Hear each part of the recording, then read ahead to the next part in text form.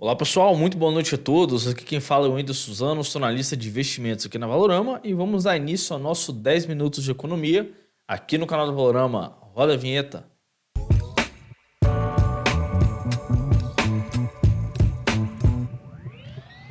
Fala pessoal, bom, tivemos aí um dia um pouco atípico aqui no Brasil, podemos dizer assim, né? Um dia onde tivemos o nosso índice Bovespa caindo, o dólar caindo e também os juros futuros aí caindo no dia de hoje. Algo que geralmente não é normal de acontecer, mas como a gente costuma falar que no mercado financeiro não existe regras, tá?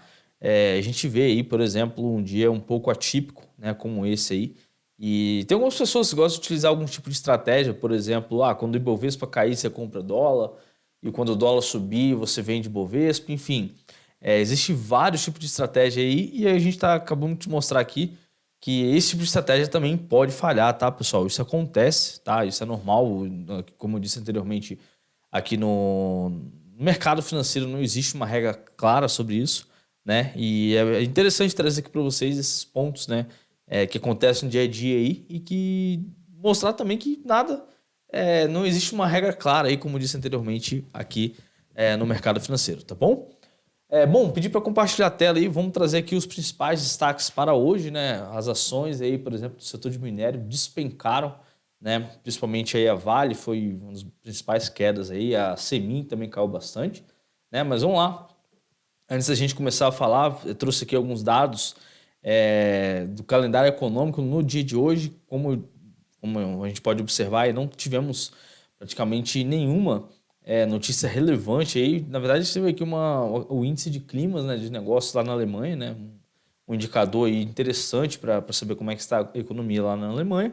Mas se a gente for observar aí durante o dia, não tivemos praticamente quase nada, né, de notícia assim, que realmente faz preço no mercado, que traz bastante volatilidade. Então vamos lá para o nosso panorama de mercado. Deixa eu apresentar aqui.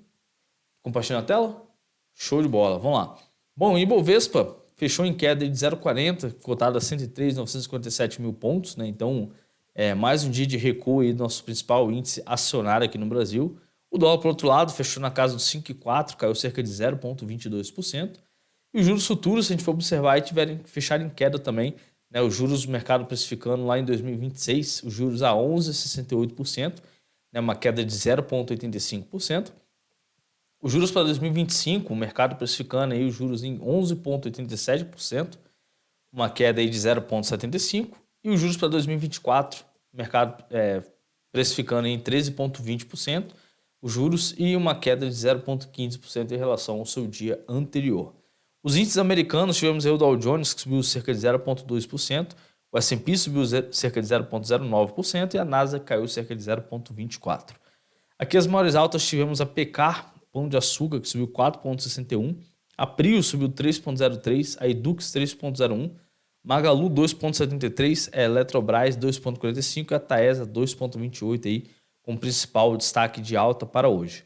Já no lado da queda, como eu disse anteriormente, aí as empresas ligadas ao setor do minério, né, siderúrgicas e empresas ligadas ao minério, tiveram uma queda forte no dia de hoje. A Semin caiu 5,36%, a Braskem 4,34%, a Brap, a Bradespar aí caiu 4,18%, a BIF caiu 3,93%, a Vale, a Vale a gente costuma falar que é praticamente aí uma grande parte do Bovespa, né?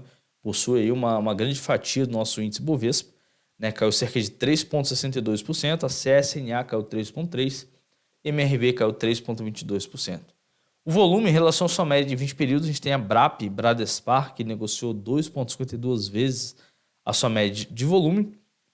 A Eletrobras negociou 2,12%, 12,12 vezes a sua média de 20. A Taesa 1,81 e a Semin 1,77 vezes a sua média. Virando a página, a gente tem o IFIX que subiu cerca de 0,07%.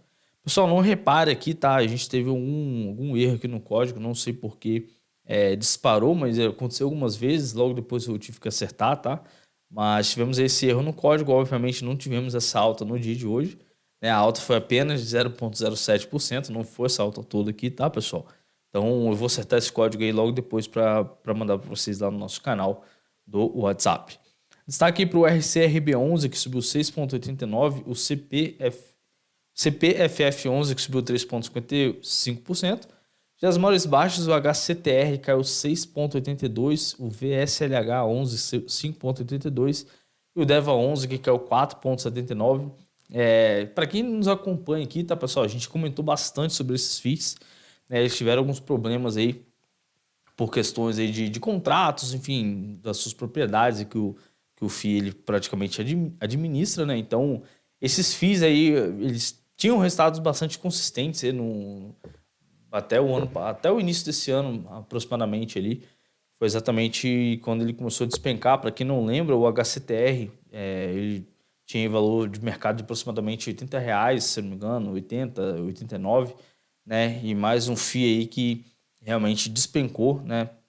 Agora está sendo cotado a 46,75. Daqui a pouco a gente vai para o gráfico ali para ver um pouco melhor aí, tá? O que aconteceu com esses três FIIs, né? Foi praticamente o HCTR, o VSLH 11 e também o DEVA 11, né? Que despencaram aí desse ano para cá, tá, pessoal? Então daqui a pouquinho a gente vai dar uma olhada lá no gráfico para vocês. O DINAI 11, que subiu 2,33%, e o YDR 11, que subiu 1,70%. As BDRs, a PHGN 34 subiu 17,10% e a L1MN 34 subiu 12,70%. O petróleo, Brent, subiu 1,15%, o boi gordo subiu 0,53%. E destaque negativo aí para o milho, que caiu 3,75%, e a soja 2,56%. E o minério de ferro também, que estava caindo muito forte mais cedo, né? Agora deu uma recuperada aí no final do dia e está praticamente próximo do 0 a 0, na casa de 0,29% de queda, tá? Esses foram os principais dados de hoje. Vamos lá para os dados do investidor estrangeiro. Deixa eu só alterar aqui. Né, tivemos aí o investidor estrangeiro no dia...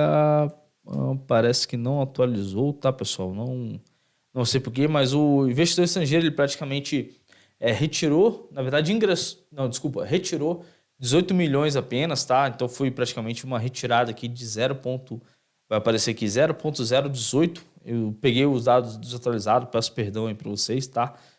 Realmente não consegui pegar os dados atualizados, agora que eu fui observar. Mas foi praticamente ingressou aí no dado lá no dia 19/4, em torno aí, retirou, na verdade, cerca de 18 milhões, tá, da nossa B3. Então, 18 milhões aí não tivemos um efeito muito grande, foi praticamente para 4 bi, 397 milhões, né, no caso. Então, esse é o saldo do investidor estrangeiro nesse dia 19. Como eu disse anteriormente, a gente está com os dados atualizados, trouxe aqui os dados desatualizados para vocês, né? Então, o investidor estrangeiro aí diminuiu um pouco a sua posição aqui no Brasil, tá bom? Vamos aos gráficos, trouxe aqui para vocês aqui alguns pontos relevantes, né? O dólar aí segue caindo, no dia de hoje, abriu a semana e caindo.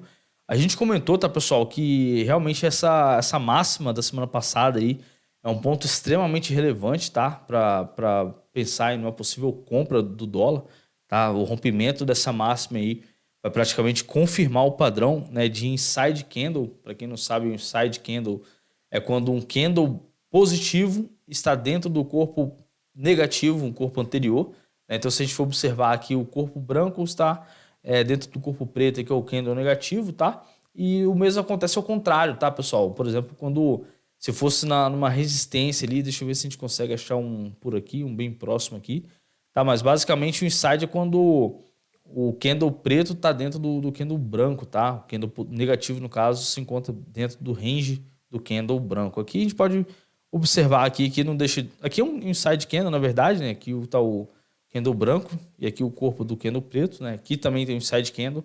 E geralmente esse padrão de candle nessas regiões de resistência geralmente tem muita relevância a gente ficar de olho nesses padrões de candle, né? Que em regiões como resistência você poderia efetuar uma venda aqui romper na mínima dele. Obviamente você passou algumas semanas aqui no negativo, mas se você acertar o movimento aí, pode ser que ele informou para a gente essa entrada, essa venda lá em cima, né? E para quem aproveitou aí, né, pegou uma queda muito forte para o dólar.